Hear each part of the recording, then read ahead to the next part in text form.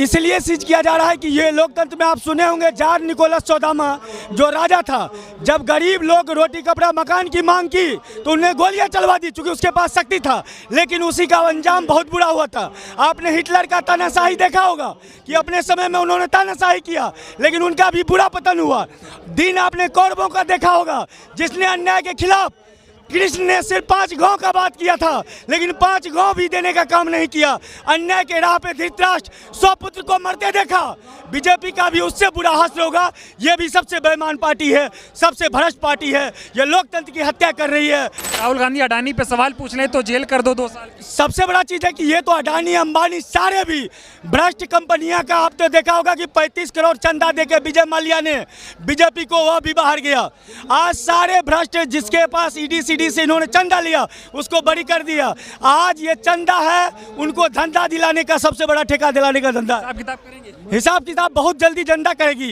एक एक जनता जो आज इस चिलचिलाते धूप में उतरी है, उनके रगों में एक एक लहू आक्रोशित है, जन जन की आवाज बन गई। दिल्ली का रामलीला मैदान दिल्ली से बीजेपी को भगाया था और अब ये देश से बीजेपी को भगाएगा। ये बताइए, जिस तरह से चुनाव ना जीतते, आप विश्व गुरु नहीं हैं, गुरु घंटाल हैं। आपकी मंशा देश की जनता जान चुकी है। आप एक नंबर के झूठे हैं, जुमलेबाज हैं। और सबसे बड़ी बात कि आपने जो आज तक सनातन पे प्रहार किया है, आज तक किसी प्रधानमंत्री और सरकार ने नहीं किया था। आपके समय में ज्योतिर्लिंगों के गर्भगृह में जाना वर्जित हो गया। आपके समय में अमरनाथ यात्रा रोकी गई। आपके समय में मंदिरों को बंद किया गया कोरोना काल में। आपके समय में काशी में 300 शिवलिंग तोड़े गए। आप सनातनी नहीं, आप सनातनी विरोधी हैं। लोकतंत्र इसलिए बचा रहे हैं कि आज़ादी के बाद पहली बार जो संवैधानिक संस्था है सीडी मतलब ईडी सीबीआई, इनको रखेल बना करके बीजेपी ने रखा। और सबसे भ्रष्ट पार्टी बीजेपी, जिन्होंने चंदा में देखे 1 नंबर स्थान, और सबसे ज़्यादा जो करप्ट पार्टी है वो सारे वीर भगत सिंह के राह पे चलने वाले आदमी को जेल में डाल रहे हैं। जबकि आपने देखा होगा शरद चंद्र से सबसे ज़्यादा चंदा 55 करोड़ लेकर के बीजेपी ने आज उनको बाहर निकाला हुआ है और अरविंद केजरीवाल को जेल में डाला हुआ। कांग्रेस पार्टी के खातों को सीज किया जा रहा है। इसलिए सीज किया जा रहा है कि ये लोकतंत्र में आप सुने होंगे जार निकोलस चौदामा जो राजा था, जब गरीब लोग रोटी कपड़ा मकान की मांग की तो उन्हें गोलियां चलवा दी, चूंकि उसके पास शक्ति था, लेकिन उसी का अंजाम बहुत बुरा हुआ था। आपने हिटलर का तानाशाही देखा होगा कि अपने समय में उन्होंने तानाशाही किया, लेकिन उनका भी बुरा पतन हुआ। दिन आपने कौरवों का देखा होगा, जिसने अन्याय के खिलाफ कृष्ण ने सिर्फ 5 गांव का बात किया था, लेकिन 5 गांव भी देने का काम नहीं किया। अन्याय के राह पे धृतराष्ट्र 100 पुत्र को मरते देखा। बीजेपी का भी उससे बुरा हासिल होगा। ये भी सबसे बेईमान पार्टी है, सबसे भ्रष्ट पार्टी है, ये लोकतंत्र की हत्या कर रही है। राहुल गांधी अडानी पे सवाल पूछ ले तो जेल कर दो 2 साल। सबसे बड़ा चीज़ है कि ये तो अडानी अंबानी सारे भी भ्रष्ट कंपनियां का आप तो देखा होगा कि 35 करोड़ चंदा देके विजय माल्या ने बीजेपी को वह भी बाहर गया। आज सारे भ्रष्ट जिसके पास ईडी सीडी से इन्होंने चंदा लिया उसको बरी कर दिया। आज ये चंदा है उनको धंधा दिलाने का, सबसे बड़ा ठेका दिलाने का धंधा। हिसाब किताब करेंगे? हिसाब किताब बहुत जल्दी जनता करेगी। एक एक जनता जो आज इस चिलचिलाते धूप में उतरी है, उनके रगों में एक एक लहू आक्रोशित है, जन जन की आवाज बन गई। दिल्ली का रामलीला मैदान दिल्ली से बीजेपी को भगाया था और अब ये देश से बीजेपी को भगाएगा। ये बताइए, जिस तरह से लोकतंत्र बचाने की नौबत आ गई है, 10 साल पहले तो सब ठीक था, 10 साल में ऐसा क्या हो गया कि लोकतंत्र बचाने की नौबत आ गई? देखिए, जो सरकार बैठी हुई है सत्ता में, ना बेरोजगारी कम कर रही है, रोजगार तो देने में असमर्थ हो गई। महंगाई कम हुआ नहीं, महंगाई बढ़ते ही चला गया। 100 रुपये लीटर पेट्रोल पहुंच गए, सिलेंडर गैस पहुंच गए। उसके साथ साथ ये सरकार जो है वो दमनकारी सरकार बनती जा रही है। चुने हुए मुख्यमंत्रियों को जेल में डालना, जनता के द्वारा चुना हुआ मुख्यमंत्री है, कोई और नहीं चुना है, उसको जेल में डाल दे रहे हैं। सांसदों के यहाँ, विधायकों के यहाँ ईडी रेड डाल रही है, आईटी विभाग रेड डाल रही है। अच्छा, भारतीय जनता पार्टी जो दूध की धुली हुई अपने आप को बता रही है, 8,500 करोड़ का घोटाला करने वाली पार्टी, 4500 करोड़ आईटी विभाग का नहीं देने वाली पार्टी कह रही है कि हम तो स्वच्छ हैं।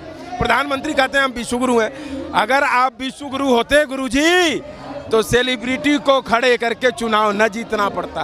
अगर आप विश्व गुरु होते तो चुने हुए मुख्यमंत्री को जेल में बंद करके चुनाव ना जीतना होता। अगर आप विश्व गुरु होते तो विपक्ष के अकाउंट को फ्रीज करके और अपना पैसा से मनमानी खर्चा करके चुनाव ना जीते। आप विश्व गुरु नहीं हैं, गुरु घंटाल हैं। आपकी मंशा देश की जनता जान चुकी है।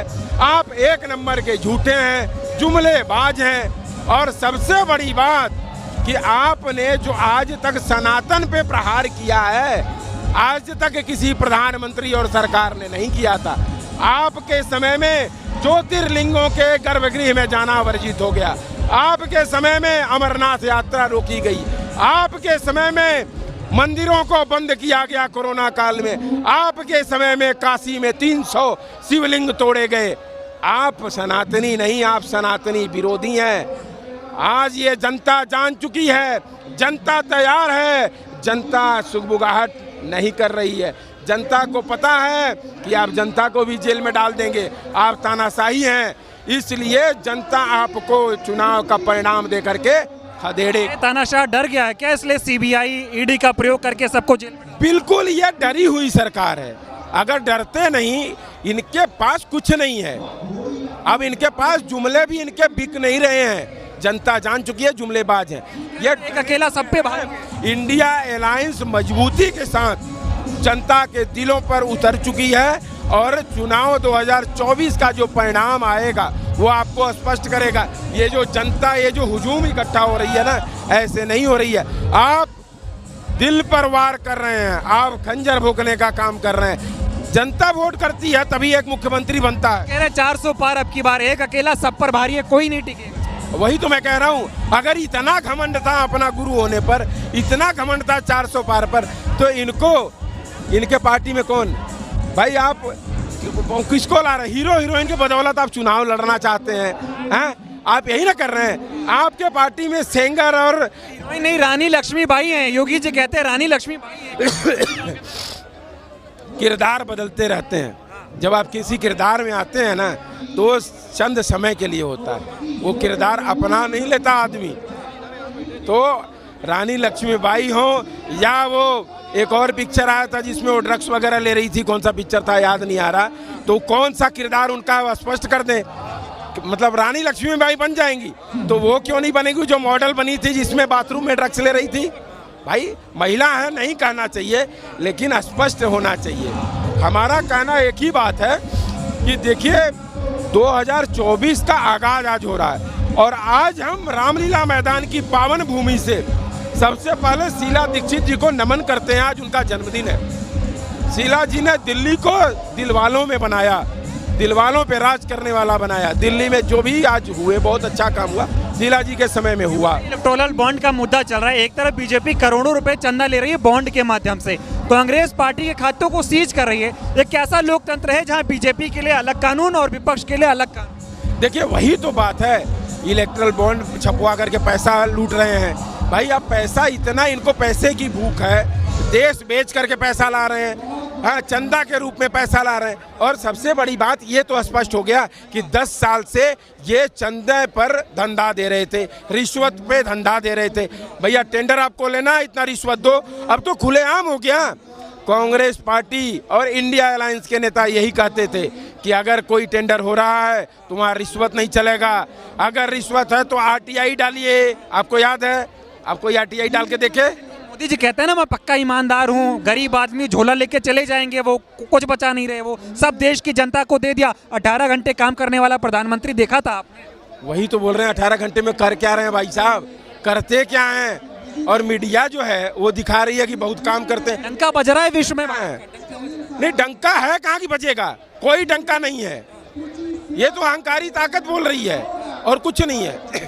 अहंकार जो है इनके अंदर वो बस बोलता है।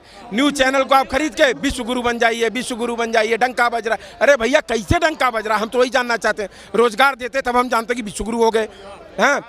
अगर दूसरे देशों से ज़्यादा रोजगार हमारे भारत के युवाओं को मिल जाता तो हम कहते कि भाई विदेश में डंका बज रहा है। महंगाई कम हो जाती तब हम कहते विदेश में डंका बज रहा है। रुपया डॉलर से ऊपर चला जाता तब विदेश में डंका बजता।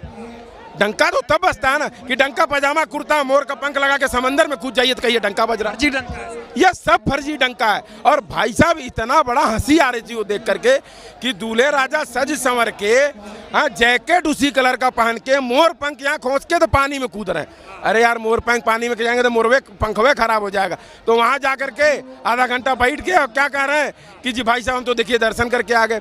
मोदी जी आप लोगों को प्रोत्साहित किए कि वहाँ जाइए, आपके पास संसाधन है, हम कैसे जाएंगे? हमारे लिए वो कपार में पहनने के लिए कैसे आएगा भाई साहब? 80 करोड़ लोगों को राशन दे रहे हैं, राशन खाइए और जाइए दर्शन करिए। नहीं, हम कैसे जाएंगे? पानी के अंदर सुविधाएं होनी चाहिए ना। मोदी जी प्रधानमंत्री हैं, सारा संसाधन यूज कर रहे हैं, हमारे लिए थोड़ी ही संसाधन है। जाएंगे तो उसमें डूब के मर जाएंगे। संसाधन चाहिए, वंदे भारत चला दिए, सड़क बना दिए, चाहिए सिक्योरिटी चाहिए, अंदर ले जा करके कारपेट बिछा के बैठाने वाला चाहिए। ये सब कहाँ से आएगा आम आदमी के पास? नहीं कर मतलब आम आदमी की आपको फिक्र नहीं। हाँ, आम आदमी जमीन पे सो रहा है और समुंदर में कारपेट बिछा रहे हैं। जी भी तो सोए थे ना जब प्राण प्रतिष्ठा दी, वो भी जमीन। अरे ये सब बहकावे की बात है भाई साहब। अरे बाप रे बाप, किसके चक्कर में पड़े हैं?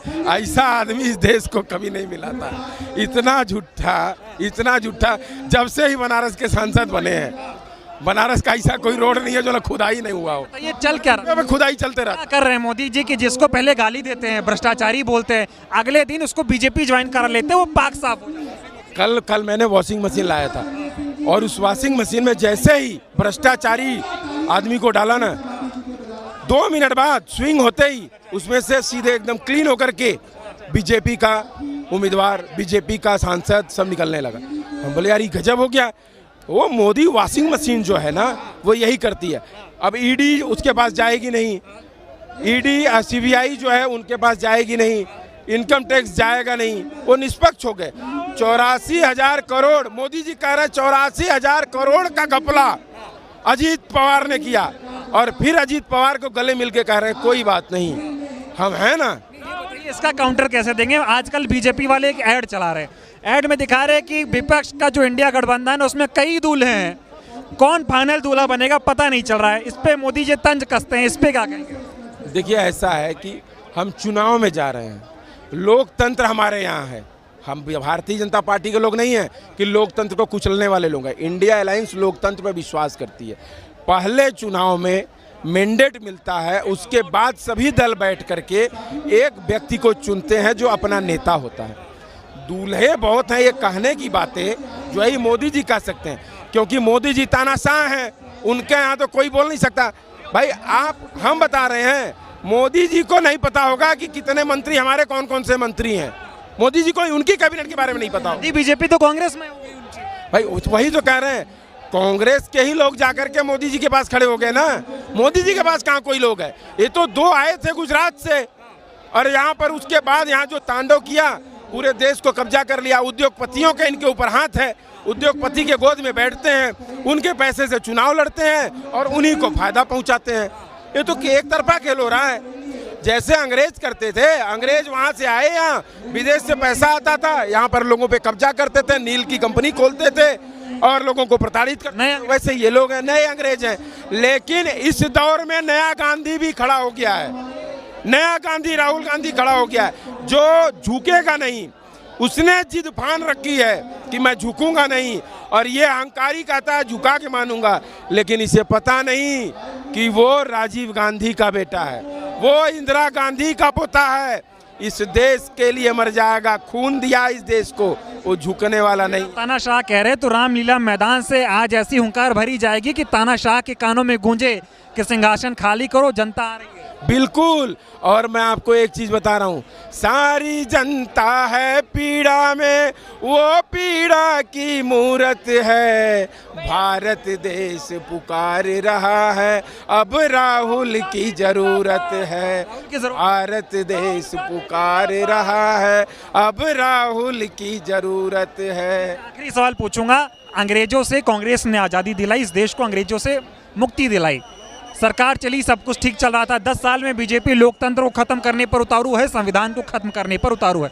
इंडिया गठबंधन की रैली है, कैसे लड़ेंगे बीजेपी से, कैसे संविधान को बचाएंगे? देखिए, हम पहली बात तो जनता के बीच में जाएंगे और जनता जानती है भली बात कि कांग्रेस और विपक्षी दलों के अकाउंट को फ्रीज कर दिया गया है। हम जनता के दरबार में जाएंगे, जनता का चरण पखारेंगे, झोली लेके खड़े हो जाएंगे। आप चुनाव लड़ो जी, हमारे पास पैसे नहीं है। और मैं बता रहा हूँ, ये वो जनता है जो अंग्रेजों को खदेड़ के भगा दी थी, तो ये जनता जो है सत्ता पे बैठा हुआ अहंकारी को भी भगाएगी। और दूसरी बात मैं बता रहा हूँ, 10 साल में इसने जो अति करी है, युवा इस देश का बैठा हुआ है कि चुनाव के दिन माँ बेटा भाई सब यही सोच करके जाएंगे कि मेरे बेटों को रोजगार नहीं मिला है। और इस देश में जो सत्ता में बैठा हुआ सरकार है, इसे भगाना है, क्योंकि अगर रोजगार नहीं है तो रोटी नहीं। और 24 में अगर ये जीत करके आ गए भाई साहब, तो रोटी भी छीन लेंगे, लिख करके ले लीजिएगा। कोई भी महिला मणिपुर नहीं भूलेगी। महिलाओं के साथ तो जो इन्होंने किया है ना, वो मैं क्या बताऊं। उत्तर प्रदेश, उन्नाव, हाथरस, मणिपुर, ये देश याद रखेगा। ऐसी सरकार किसी ने नहीं देखी। इतनी महिला विरोधी, महिलाओं का सम्मान नहीं, किसी को भी कुछ भी बोल जाइए। अरे माँ बहन बेटियों का हम लोग पैर पखारते हैं। ये देश सीता का है, हाँ, ये भूल गए। जय श्री राम बोलते हैं लेकिन सीता मैया को कभी याद नहीं करते हैं। जय सिया राम बोलिए, बिना सिया के राम अधूरा, बिना राम के सिया अधूरी। बीजेपी जा रही है